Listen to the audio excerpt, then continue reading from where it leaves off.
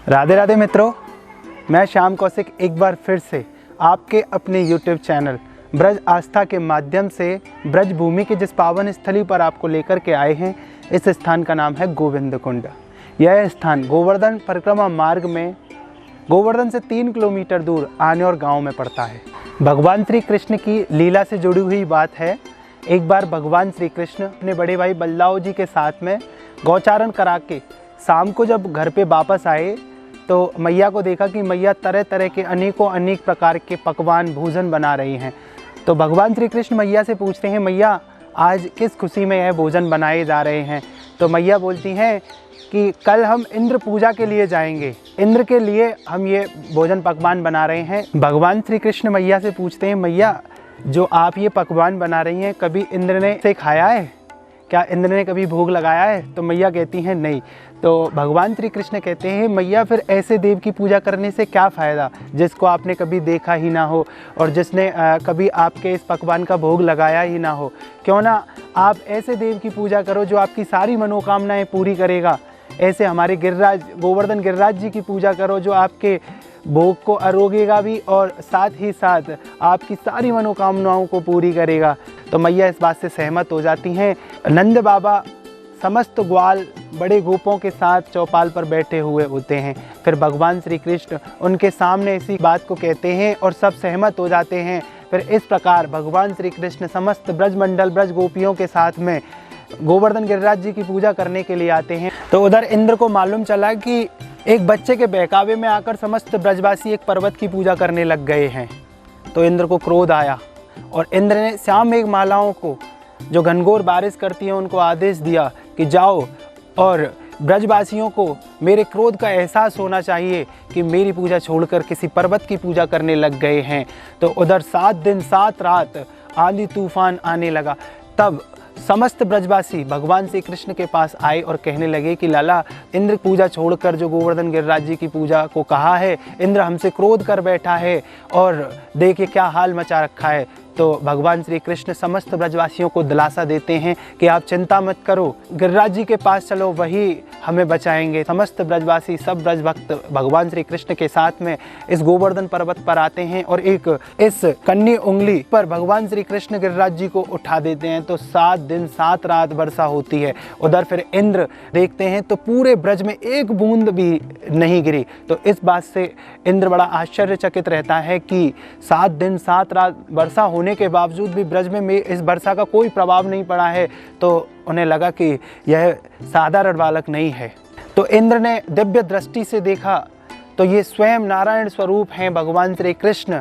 तो इस बात से इंद्र को अफसोस हुआ कि ये मुझसे कैसा पाप हुआ है, ये मेरा अपराध क्षमा करने योग्य नहीं है, मैंने स्वयं नारायण से दुश्मनी मोल ली है। तब इंद्र स्वर्ग को छोड़कर ऐरावत हाथी और सुरभि गाय के साथ यहाँ पर दंडवत करते हुए गिरिराज गोवर्धन गिरिराज जी की शरण में आए और भगवान श्री कृष्ण को लाखों प्रयत्न किए उन्होंने माफ़ी मांगने के लिए, परंतु भगवान का गुस्सा शांत होने को नहीं। क्योंकि भगवान श्री कृष्ण के जो ब्रजवासी हैं, जो प्राणों से हृदय स्वरूप हैं, उनके ऊपर इस तरीके का कोप किया सुरभि गाय के कहने पर। सुरभि गाय की प्रार्थना से भगवान श्री कृष्ण का गुस्सा शांत हुआ और तब इंद्रदेव ने 7 गंगा 7 समुद्र और कामधेनु गाय और सुरभि गाय के दूध से भगवान श्री कृष्ण का अभिषेक किया। ऐसा कहते हैं तलेटी श्री गोवर्धन की रही है, तलेटी श्री गोवर्धन की रही है, नित्य प्रति मदन गोपाल लाल के चरण कमल चित लई है, तन पुलकित ब्रज में लोटत गोविंद कुंड में नहीं है। तलेटी श्री गोवर्धन की रही है। जो आप सरोवर देख रहे हैं, यह वो सरोवर है जो इंद्रदेव ने 7 गंगा 7 समुद्र सुरभि गाय कामधेनु के दूध से जो भगवान श्री कृष्ण का अभिषेक किया था, उनके बदन को छूकर जो पवित्र पावन जल इस में इकट्ठा हुआ है, यह वो कुंड है जिसे गोविंद कुंड के नाम से जाना जाता है। और इसी स्थान पर भगवान श्री कृष्ण का नाम गोविंद पड़ा। यह लीला साक्षात नारद मुनि ने इसके साक्षी हैं, उन्होंने यह लीला देखी है और इनकी स्तुति गाई है। और आइए यहाँ के पंडित जी से जानते हैं कि किस तरीके की लीलाएं भगवान श्री कृष्ण ने यहाँ पर करी है।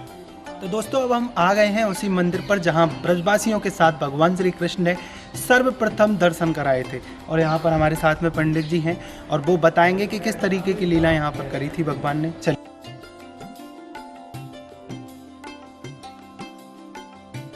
बोलो श्री गिरिराज धरण की जय। देखो भैया, जो आप ये दर्शन कर रहे हो, ये ठाकुर जी का अभिषेक मुखारविंद है। इस स्थान पर भगवान श्री कृष्ण के कहने पर समस्त ब्रजवासियों ने देवराज इंद्र का पूजन न करके श्री गिरिराज गोवर्धन के पूजन का अनुष्ठान किया। यह सुनकर देवराज इंद्र ने अपने को अत्यंत अपमानित समझा और विध्वंस करने के अभिप्राय से देवराज इंद्र ने 7 दिन तक लगातार मूसलाधार बरसात एवं नाना विधि शक्तियों का प्रयोग किया। जब वो असफल हुए तो भगवान कृष्ण को उन्होंने अपना स्वामी व भगवान समझा।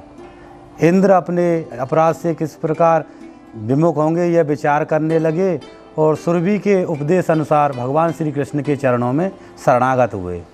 और इसी स्थान पर आकर देवराज इंद्र ने भगवान से माफ़ी मांगी और माफ़ी मांग करके बोले कि प्रभु, जब आपने ब्रजवासियों से गिरिराज जी को पूजन कराया है तो मैं आपका और गिरिराज जी का दोनों का पूजन करूँगा। तो देवराज इंद्र ने भगवान का और गिरिराज जी का दोनों का अभिषेक किया और अभिषेक के जो पंचामृत इकट्ठा हुआ वो ये आपका गोविंद कुंड बना। भगवान को देवराज इंद्र और सुरभि के द्वारा गोविंद नाम मिला, तो इस कुंड का नाम सबसे गोविंद कुंड पड़ा। देखो, आप ये गिरिराज जी की शिला देख रहे हो ना, ये इस पर भगवान कृष्ण का चरण बना हुआ है। ये जब भगवान यहाँ गौचारण लीला करते थे उस समय ये चरण अरविंद स्थापित होते। ये सुरभि माता का चरण है, ये भगवान कृष्ण का चरण है, ये ठाकुर जी का कटोरा है, ये भगवान की एड़ी का निशान है। आज भी बना हुआ है जो आज भी बना हुआ है। अच्छा, ये एड़ी का निशान। और आप ध्यान से देखोगे ना तो ये गिरिराज जी में ये श्रीनाथ जी का मुखारविंद है। अच्छा, ये मुख, श्रीनाथ जी का स्वरूप दिख रहा है अगर... ये मुख है। अच्छा। ये मुकुट है और ये हस्त है, ये प्रकट दर्शन है। ये ऐरावत हाथी है, ये मस्तक है, ये सूंड है। कौन सी है? ऐरावत, ये मस्तक और सूंड। और यहाँ कृष्ण बलराम है ना, जो ये। और आप यहाँ भी दर्शन जो करोगे ना, देखो ये बलराम जी हैं जो साक्षात शेष के रूप में, ये अनंत शेष बलराम है। और यहाँ आप दर्शन करोगे तो ये राधा रानी और भगवान का युगल स्वरूप के मिलन के दर्शन है। और ये गोवर्धनधारी स्वरूप है ठाकुर जी का। और ये कोने पे गणेश जी विराजमान है जो गिरिराज जी की शिला में स्वतः ये प्रतिमा बनी हुई है ठाकुर जी की। हाँ, देखो आप ये दर्शन कर रहे हो गिरिराज जी की शिला में, ये भगवान के समय की 14 छड़ियों के दर्शन है। जो एक बार 14 छड़ी के निशान है। ये उस समय के निशान। ये? हाँ, ये जो बनी हुई है। अच्छा अच्छा, ये उस समय के निशान है जब राधा रानी और भगवान की जो शादी हुई है ना भांडीर वन में, जो गंधर्व विवाह हुआ है जिसके साक्षी ब्रह्मा जी हैं। तो भगवान की जब शादी हुई है तो ब्रज में ऐसी परंपरा है कि शादी होकर जब आते हैं तो अपने देवताओं के पास में सब जाते हैं जहाँ देवताओं का पूजन होता है। तो उसी भाव में जो छड़ी की जो रस्म है और राधा रानी और भगवान ने आपस में न मार करके गिरिराज जी की शिला पर विराजमान किए, तो ये उस समय की ये छड़ी के निशान है। देखो भैया, आप जो दर्शन कर रहे हो, यहाँ हम बैठे, ये आनंद शिला है। इस शिला पर राधा रानी और भगवान अपने आनंद में बैठ करके उन्होंने अपने युगल हस्ताक्षर किए हैं, तो वो हस्ताक्षर के ये निशान हैं। आप ध्यान से दर्शन करो। ये देखो, आप जो ये दर्शन कर रहे हो हस्ताक्षर के, इसका जो उल्लेख है वो गर्ग संहिता में वर्णित है। आप उसका उल्लेख देख सकते हैं। और 14 छड़ियों का भी जो लेख है वो भी गर्ग संहिता में है। जो भगवान कृष्ण ने गिरिराज जी को अपना कुलदेव कह के जो पूजन कराया है, तो शादी के हिसाब से जो परंपराएं वो अपने देवता के पास में आकर के पूरी की हैं भगवान ने गिरिराज जी की। देखो भैया, जो आप दर्शन कर रहे हो, ये माधवेंद्रपुरी जी महाराज हैं। ये गौड़िया संप्रदाय जो अपनी है उनके मेन आचार्य ये हैं। इनके शिष्य हुए ईश्वरपुरी और ईश्वरपुरी के शिष्य चैतन्य महाप्रभु।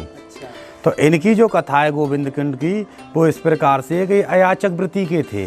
अयाचक वृत्ति ऐसी होती है कि किसी से कुछ मांगना नहीं और भगवान की कृपा से जो भी प्राप्त हो जाए वो ही खाना पीना। तो ये यहाँ पे गोविंद कुंड पे जब आए तो एक दिन इनको भूखे बैठे हुए हो गया है।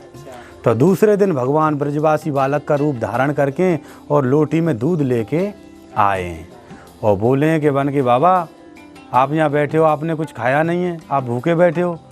तो माधवेंद्रपुरी जी महाराज बोले कि मान के भैया लाला तू कौन है, कहाँ से आए हो? कहा तेरा नाम है, तो कैसे मालूम है कि मैं भूखो बैठा हूँ?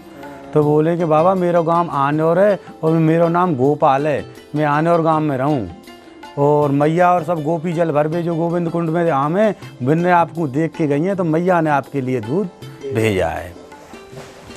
तो माधवेंद्रपुरी जी ने जब उनकी बाणी सुनी तो बहुत अच्छा लगा, मधुर लगा।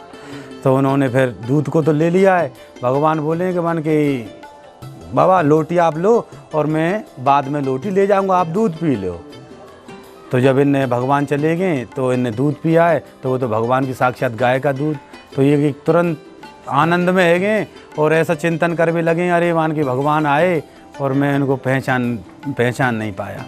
तो ऐसा विचार करते करते इनको मूर्छा आ गई है ठाकुर जी के ध्यान में। तो फिर वही बालक आया इनकी मूर्छा में, भगवान बाबा मेरा नाम गोपाल है और मुसलमानी समय से मुझको मेरे पुजारियों ने निकुंज में मुझको दबा रखा है, आप मुझको निकालो, मुझको गर्मी लग रही है निकुंज में।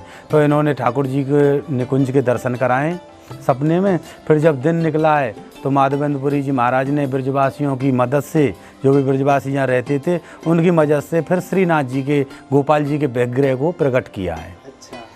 और फिर इन्होंने ठाकुर जी माधवेंद्रपुरी जी ने श्रीनाथ जी की सेवा करी है। अब वो वर्तमान में जो श्रीनाथ जी हैं वो नाथ द्वारा में विराजमान है। बोलो गिरिराज धरण की जय।